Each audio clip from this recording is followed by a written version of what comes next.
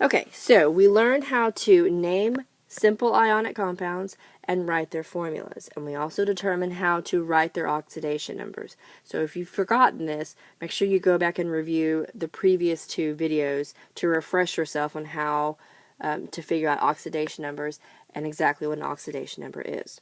Now we're going to practice naming and writing formulas for polyatomic ions and transition metals.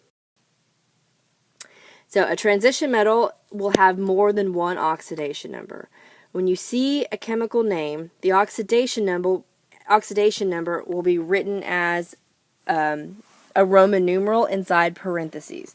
So, for example, if you see zinc with the Roman numeral 1 in parentheses, this means that zinc has an oxidation number of 1. So you would write it, and that should be a superscript like our other ones. That means you would write it as a +1. So that Roman numeral in parentheses tells you what the oxidation number is if you see the name written out. And this is only for transition metals. This is not for any other metals, just transition metals. When you name with transition metals, the same rules apply. So you must write the oxidation number in parentheses is the only difference. So first, you name the transition metal first with the oxidation number written in parentheses using Roman numerals. You name the nonmetal. You change the ending of the nonmetal to IDE. These are the same rules as before.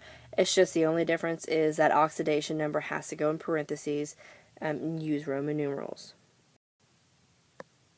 So in order to figure out the transition metal's oxidation number from a formula, you have to kind of uncrisscross. So if you remember when we were naming them, writing the formulas before, we had potassium and nitrogen. I'm just going to refresh you here. So we figured out their oxidation numbers, we crisscrossed, and we figured out that this is the chemical formula.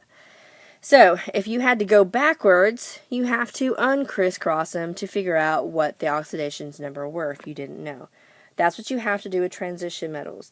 So here is an already established chemical formula. And if you were asked what is iron, which is a transition metal, what was its oxidation number? You have to uncrisscross. So that 2 is going to go back up and that 3 is going to go back up. So that means that 2 came from iron. So that is its oxidation number. So when you write out the name, it would be iron 2 in parentheses, written in Roman numerals. Roman numerals, sorry about that. Nitride, so when we change that ending to IDE. Okay, writing formulas with transition metals. Again, determine the oxidation number from the name, and then use the periodic table to determine the oxidation for the nonmetal. Crisscross the charges to create the subscripts and drop the sign. So this is telling us the oxidation number of the transition metal. So it's a 2, so titanium plus 2. Look on our periodic table for chlorine, and it's a -1. So we write the -1, and then now we crisscross as before. That 1 is going to come down to the titanium, the 2 is going to go to the chlorine, and we have titanium 1 Cl2. When we're using polyatomic ions, these are the ions that we have been asking you to memorize, that you have quizzes on each week. Their oxidation numbers are indicated by the charged number. So, and again, that should be a superscript there. So hydroxide was one of our polyatomic ions, and that -1 indicates that its oxidation number is -1. A negatively charged polyatomic ion is going to act like a nonmetal, and a positively charged polyatomic ion is going to act like a metal. So hydroxide with a -1 is going to act like a nonmetal, meaning it's going to go second in the name. But if it's a positive, like ammonium with a +1 charge, it's going to act like the metal. The rules for naming with polyatomic ions is you name the metal first and name the polyatomic ion second. If, however, the polyatomic ion is positive, it's going to act like the metal, and so you would name it first. But most of our polyatomic ions are negative. So we have calcium and we have phosphate there.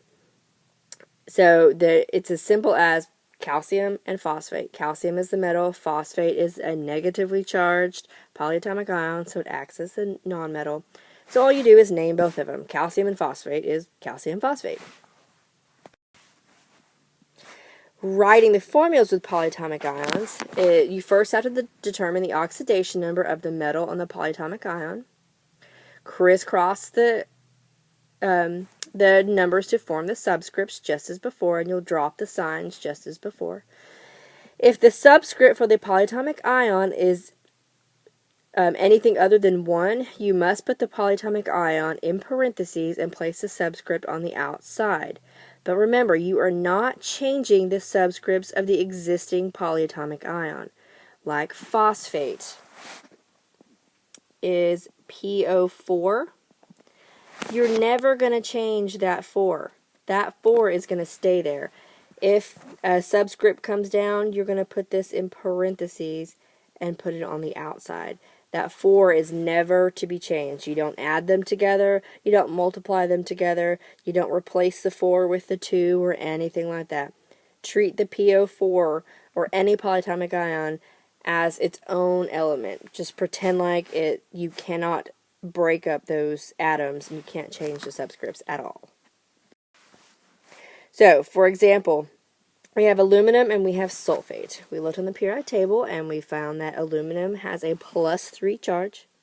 Sulfate, you look on your polyatomic ion list and see that it has a -2 charge. You're going to crisscross and drop the signs just as we have done before. So that aluminum now has a 2. I'm going to put that sulfate in parentheses here. That 4 is not going to change. So do not change. Very important. The 3 from that aluminum is just plopped on the outside of that parentheses. And again, you're not going to multiply those two. You're not going to add them. You're not going to distribute that 3 to the sulfate and the oxygen. Nothing. Leave that sulfate completely alone and just put the subscript on the outside and you are done.